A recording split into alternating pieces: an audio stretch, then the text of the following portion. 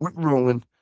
Welcome back, everybody out there in Inkblot Nation. My name is Philip. I'm your host, and today we are talking Pokemon. What are they doing? What is the plan here with Ascended Heroes? I mean, they had two SKUs. You had two jobs, Pokemon, and you fucked it up. So, what are they just flying by the seat of their pants? Is there anything that's happened in the past maybe that can help illuminate what these next 6 months are going to look like? So that's kind of the topic. It's going to be a long one. I'll warn you right now. So strap in. If you don't have any snackies handy, go get your snackies. Hit the restroom right now. Unless you watch all while on the toilet, then go to the restroom right now because we've got a good one in store for you. The year was 2021, the great year of 2021. I know some of you are thinking, man, just let me go back and buy three things and bring them forward. No, we're just here for story time. The middle of the year, I believe it was, if I pull this up, June 2021 is when Chilling Reign was released. Some of you might remember at the time there was a bit of snafu with Chilling Reign, a packaging snafu, if this sounds familiar. There was Pokemon Center ETBs. I don't remember if it was both of them or if it was just like the Ice Rider, Calyrex. One of them or both were shipped to people with only 8 packs inside instead of 10. So it was a big error. There's a lot of egg on Pokemon Company International's face for sending out this item that's supposed to be an exclusive to the top of the line customers. Didn't even have their full shit. And they even shortly after that gave out like it was a compensatory. How do you say that word? Compensatory, compensatory blister. I had to wrap my head around that. Compensatory blister for anybody who had ordered and not gotten their full 10 packs. And in fact, you're looking at it right here. This is the Chilling Rain Error Blister. I forgot to point my mouth at the microphone because I was looking at the camera.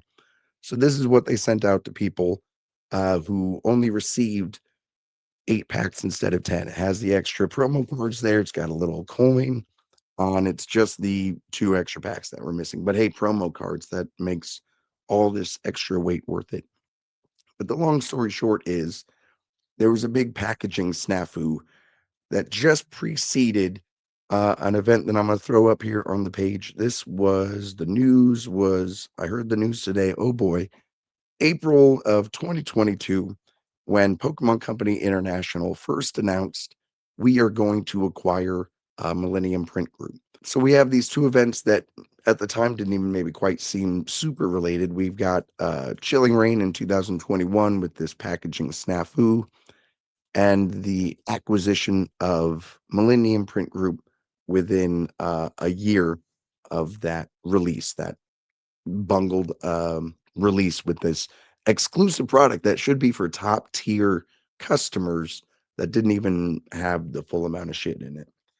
Kind of, throw some egg on your face. Like I said, it's going to make you feel like we can't be in that position again. We're a premier trading card game. If we're going to be the tops of the industry, the Cadillac of the fucking industry, we can't be making those mistakes. And in fact, we might want to look into how it is we could, if I share this tab and back to this tab, how we could acquire this partner we've used since I think 2011 technically is when they like first had some sort of interaction. But you can see in this press release, it was 2015 that they had a congruent, like ongoing contract from there, which ties into what I've seen a lot of people throw around. So, obviously they're not going to only print for Pokemon as well. They shouldn't. I mentioned this on the other video with Uncle Nintendo explaining Pokemon very much saw this as an opportunity to work with a good second partner, to have a subsidiary that does its own thing and just so happens to do it really well for them in the function that they use that subsidiary. So they were completely comfortable from 2022. You can see from the get go. This is um, as long as I'm sharing the right tab still, right? So with this acquisition, the Pokemon Company International aims to further develop Millennium Print Group's capabilities, infrastructure, and scale to become a premier partner of trading cards, serving the broader industry. That's always been the goal. That's why the facilities that we're looking at that are finished that a non-TCG now apparently has spies out in the parking lot taking pictures of, which this fucking world is crazy, man. What are y'all doing? But that facility, they didn't break ground on that until back in 2022, in the second half of 2022. So they had always kind of planned that boom of popularity to organically grow from the pandemic into this pocket hype, right? And into this 30th anniversary hype. It happened in much more fits and starts than they intended. And why did that happen? So again, continue on this calendar here. I'm going to switch back over to Pokelector. I just think it's really important as we take this trip through time, because I know a lot of you are like, "Hey, Phil, there are mentions of vending machines in the thumbnail and subscription models. When's that shit coming up?" I'm telling you, it's a long video. Hold on. Chilling Reign again. 2021 is when that snafu happened. Evolving Skies was very hyped. Celebrations was very hyped. There was still a lot of excitement, a lot of euphoria in the market, if you want to look at it like that way. So let's take a look at what Poke Investing thought of this story when it was first reported 4 years ago of the initial acquisition. Obviously, I did like this. Hopefully, this means quality control.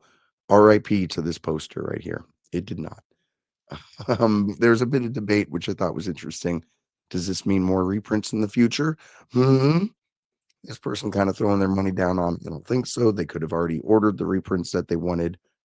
Um, I could see why this is what Pokemon card holders would want to hear, but nobody knows that. We do know that the company owns this gigantic square foot warehouse. Now they own another 400,000 square feet in addition, and another 800,000 square feet on the way. But anyway, that means people rely on the company for printing.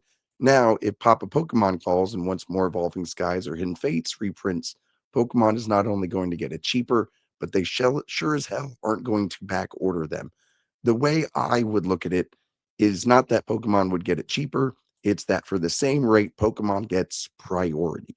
That's the way you should always look at the relationship that they have as a subsidiary of Pokemon Company International, is that it's not that like they get a better deal, it's that they get higher billing, they get priority. They're more important of a client because those motherfuckers help invest in us and help us grow as a whole.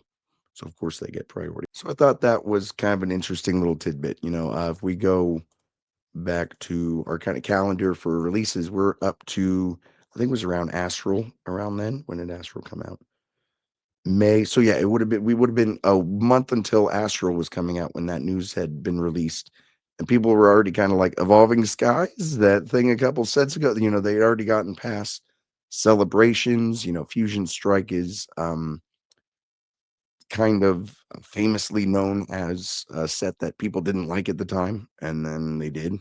So people were very much looking for Evolving Skies reprints. Little fun fact: reprints did come in 2023, in early 2023.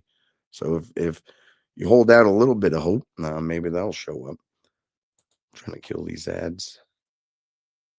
Is that what the full ad is supposed to be? The hell? How's my ad blocker half working? What is this shit? Anyway, so we continue on through the calendar, right? And we start to kind of get an understanding of that ramp up was able to meet the demand of this back half of Sword and Shield. What was very interesting for anyone who was around in that period is investors, people who like to buy boxes and then just sit on them, hated the Scarlet Violet block. They looked at it as trash.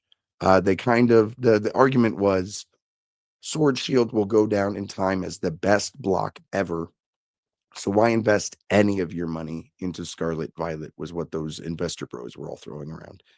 And that was exactly when Pokemon is most able to ramp up and use this priority and say, hey, well, we've got a whole lot of wind behind our sails. We've got a lot of popularity coming out of the pandemic hype.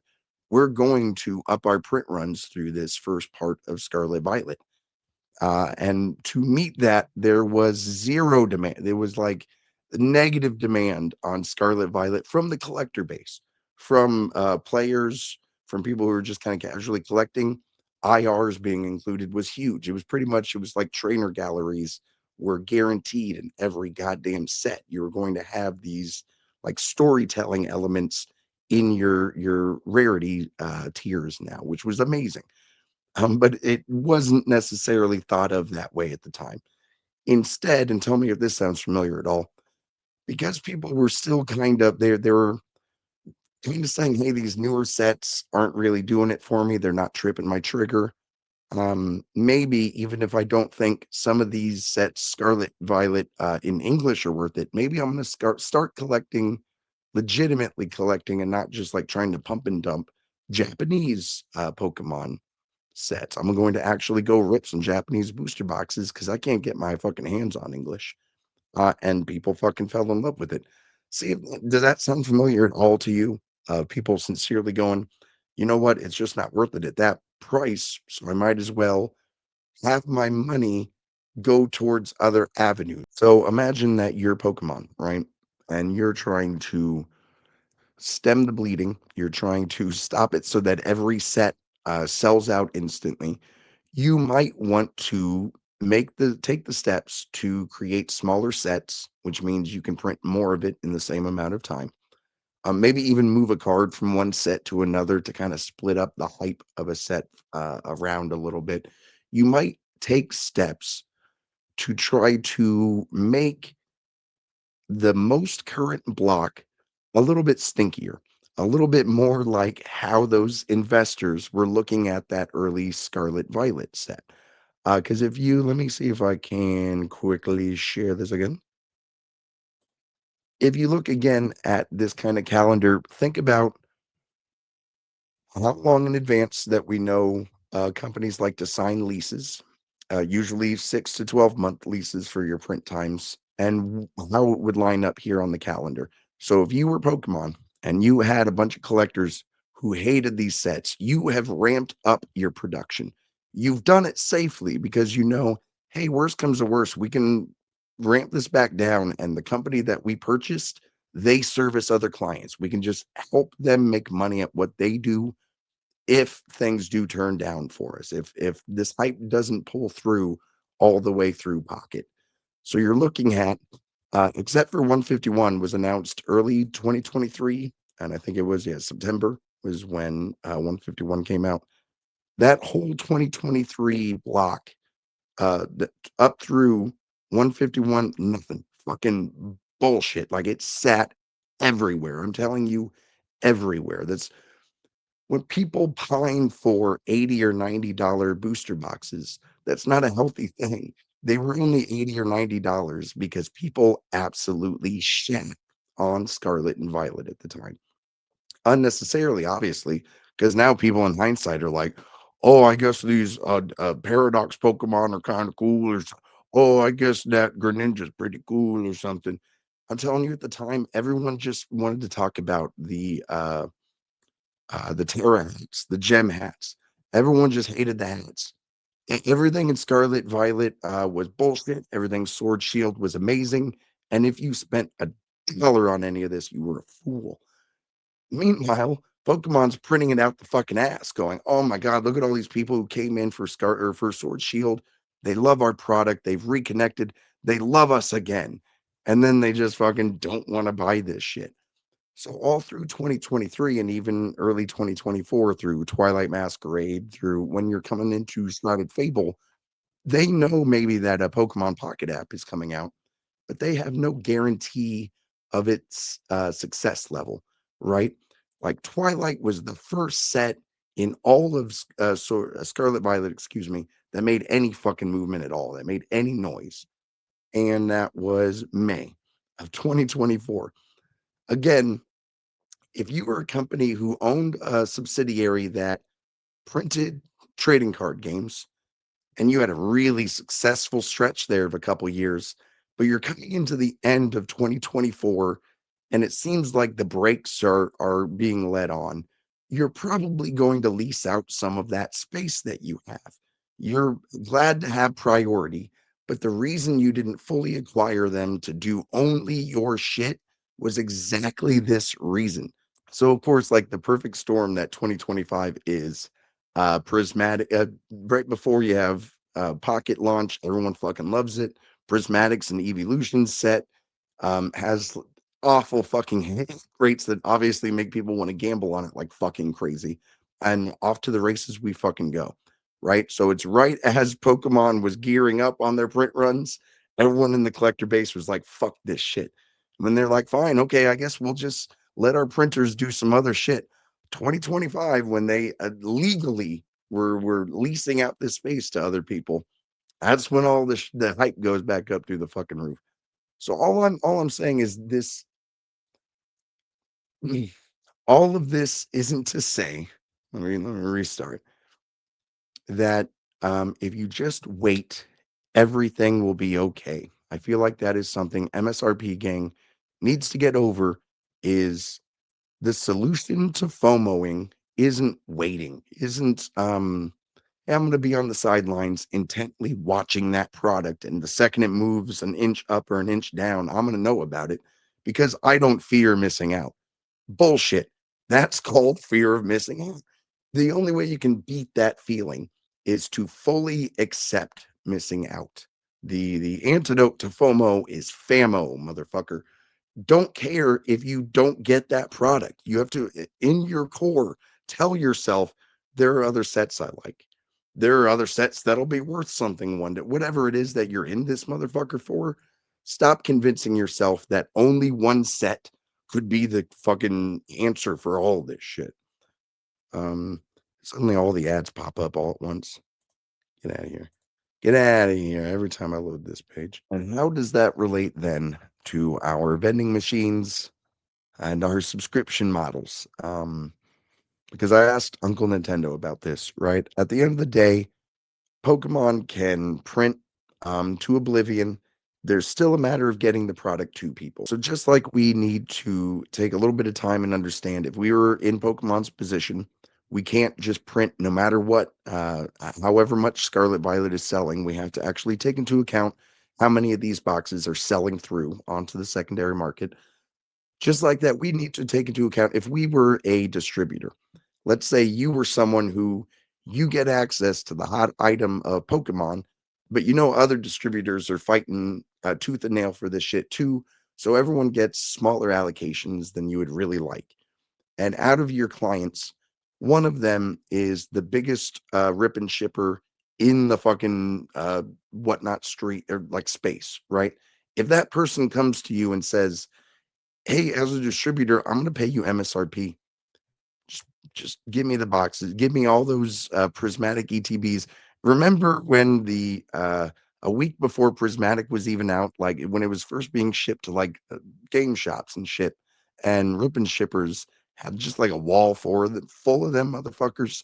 Petridge Farm remembers because distributor, if someone's going to tell me, "I'll give you $55 for that ETB that you usually sell for 30 something," it's going to be really hard to turn that down, especially when you know Pokemon has a lot of different mouths to feed right now. You're not going to get as many as you would want. So if someone tells you, "Hey, I can fucking buy it on a larger margin," you're going to sell it to that motherfucker. Of course you would. So again, as long as the market pays for the product through those channels, I mean, Pokemon can print as much as they want, but if the market prefers to eat it up through these more expensive channels, then guess what? That's where you should line up because that's where they're going to send the product. Um, the answer again, like I mentioned before, is not to wait out FOMO. It's to fully accept, hey, there are certain sets. If you really, really like them, you better go in on them. And if you really don't care about them that much, they're just a money making opportunity. There are going to be other money making sets. I don't know what to tell you. Um, Pokemon's real long-term solution, because they know, again, us greedy Americans, we see that Pokeball and we see dollar signs. Regardless of which channel they get this product out through, when the market is hot, people are going to charge everything they can for it. Their answer is a very, again, Japanese method of distributing product, vending. Let's cut the human out of the equation and make it a cold, unfeeling robot that says thank you for your purchase and gives you your box. So they obviously, with the glitch problem going on right now, there's no way in hell they're going to be restocking or resupplying any product of any kind really of Destined Rivals through their vending machine plan. It's not till they fix that shit up, till they get that patch, whatever fucking glitch that people can take advantage of. It's fucking ridiculous. You would really think that a company like Pokemon Company International would be able to get this shit under control, to have the fail safes in place on their machines to shut down once they're recognizing some sort of foul play going on. But I don't know. I'm just some dude in the basement who has an uncle who works for Pokemon or Millennium Print Group or whatever the thing is. I forget what the he works for Nintendo and he tells me all the cheat codes. Um, but you again, as a consumer, it's hard individually to shift how it is all that product is going to move. It's not just like you're not going to change the market from valuing PSA graded cards over any other grader. You're not going to suddenly get the entirety of the Pokemon market to just trust local game stores and local hobby stores, even though those are the places that when the market is cool, that's where you're going to get product under MSRP. I hope I get this same attitude of MSRP, damn it, till the day I die. When your local comic shop or game shop can get you a discount under MSRP because there's plentiful product around. But that's a diatribe for another day. You know what? Maybe it's just diatribe time to finish this video. Let's just start ideally, because right now, like the Pandora's box is open. Every distributor in the world knows that this is a hot item. Every shop knows. Every investor knows. If you were to start from scratch, if you were to start your own TCG and you wanted to make sure that boxes weren't just being pushed upon shops from distributors who are going, oh, it's going to be so hard to get this. You better up your order. That then gets just flooded onto the internet afterwards because people have to make their overhead, make their small margin per box. And that just craters the whole system, right? What if a TCG made their local game shops pick a preferred distributor? So that way, when a shop's order size doesn't match the size of their organized play events, your manufacturer can go to that shop and go, hey, what's going on? Who are you selling these boxes to? And could it be related to this unknown seller who's suddenly selling boxes of our product who doesn't have any sort of account with distribution at all? Who are you selling these boxes to? It would be a really, I think, consumer friendly behavior for a manufacturer to do these kinds of things. Make a shop, pick a distributor, and have their order numbers actually match the organized play that comes into that shop, because it's a good way to ensure that the boxes are actually going to people who want to rip them motherfuckers open and not to people who just want to sit on them and have them gather dust until months, years down the road, they collect value. Because again, these investors will tell you they're in it for the long haul, but these abbreviated market cycles will tell you no, they're there for the margin, and the time frame is generally just what they need to create that margin. They don't care when it happens, so that's again a whole different diatribe. That game, though, that I'm describing, ladies and gentlemen, is Lorcana. Ravensburger, the manufacturer, forces local game shops, comic shops, whoever it is who signs up for distribution access to again report. All of the players in Lorcana are the ones who log in and report when they actually go to a game, which is a way that shops, whether it be Pokemon or Magic in the past, have like faked results and been able to get more promos than they should, or get more product than they should, whatever it might be. Because Ravensburger has players themselves log in and say, "Hey, I played the league night here, or I played whatever pre-release event, whatever it is that's going on." That's what's going to allow Ravensburger to actually keep track and say, "Hey, people have stopped showing up to your shop. So who are you selling these boxes to?